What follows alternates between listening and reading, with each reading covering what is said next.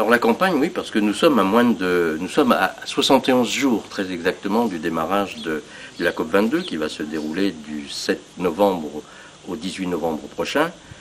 Et il était temps de réagir parce que même si le Maroc s'est positionné comme étant partie prenante de cette COP22 et de manière très forte, puisque la ministre marocaine de l'environnement a dit que c'était la COP de l'action. Si la COP de Paris était la COP de l'accord, là c'est la COP de l'action. Force est de constater que de nombreuses réunions préparatoires se tiennent, donc ça sensibilise, mais ce sont aussi beaucoup de réunions où il y a un peu trop de blabla et pas trop de perspectives, de choses, de recommandations fortes pour avancer. Si ce n'est, je tiens à donner un petit coup de chapeau quand même au Maroc, par exemple, sur l'opération Zéro Mica. Donc on voit que là, une décision a été abordée par le gouvernement au mois d'avril. La coalition marocaine pour la justice climatique a mis un peu aussi son grain de sel et est venue appuyer. Et le Zéro Mica est applicable depuis le 1er juillet au Maroc. Et force est de constater que derrière, ça suit. Et même les petits commerçants sont impliqués dans l'action et ont remplacé les sacs plastiques par des sacs tissus, par des sacs en papier. Donc ce qui veut dire que quand on veut, on peut. Et notre campagne, elle a donc pour objectif de sensibiliser, de faire buzzer les réseaux sociaux, de faire buzzer tous les groupes, organisés ou non, qui ont envie que ça change et qu'on arrête de les prendre pour des imbéciles. Parce que, revenons un petit moment pour expliquer, Marrakech accueillait la COP 7 en 2001, peu après les accords de Kyoto, qui étaient de 97. Et la COP 7 était la COP de la ratification de l'accord de Kyoto. Et on sait que l'accord de Kyoto a été ratifié plus de 7 ans plus tard. Le dernier ratification qui a permis d'avancer était celle de la Russie en 2004, donc 7 ans plus tard.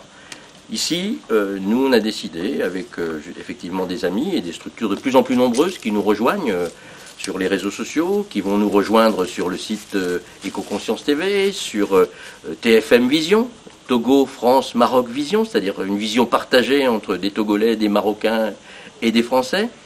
On le verra avec les logos des structures, on le verra avec les signatures, on verra. Il y a un buzz qui est en train de se faire et on a bon espoir qu'on va mobiliser d'autres. Alors on envoie beaucoup de mails, on fait beaucoup de mailings, on envoie des journaux au Japon, au Sénégal, au Brésil, en Amazonie, un peu partout, on diffuse. C'est-à-dire qu'on a décidé de rentrer vraiment dans l'action. Ce que l'on aimerait, et ce qu'on trouvera probablement ici à Villajana dans ce cadre, c'est des expériences pratiques, de choses qui se réalisent au sud. Alors on en avait déjà parlé avec Baudrafo, mais sur le recyclage des plastiques, sur les constructions en terre, sur l'énergie solaire, sur la permaculture, il y a plein de choses à montrer, à démontrer, enfin qui ne sont plus à démontrer d'ailleurs, on connaît leur efficacité, et simplement il faut que les lobbies financiers arrêtent de nous faire la pression, il faut montrer que c'est la sagesse qui doit l'emporter. Donc on va se battre, on va continuer, la route est longue, mais la route est belle.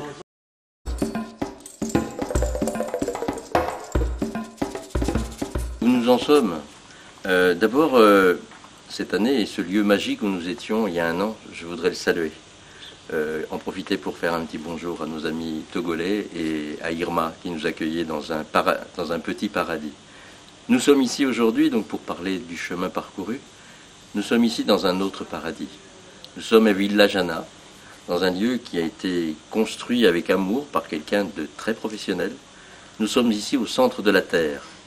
C'est un ensemble qui a été construit sur 2,5 hectares de 4200 mètres carrés en terre crue, qui a été construit par un architecte français, Denis Coquart, et par son épouse, Catherine van der Meulen.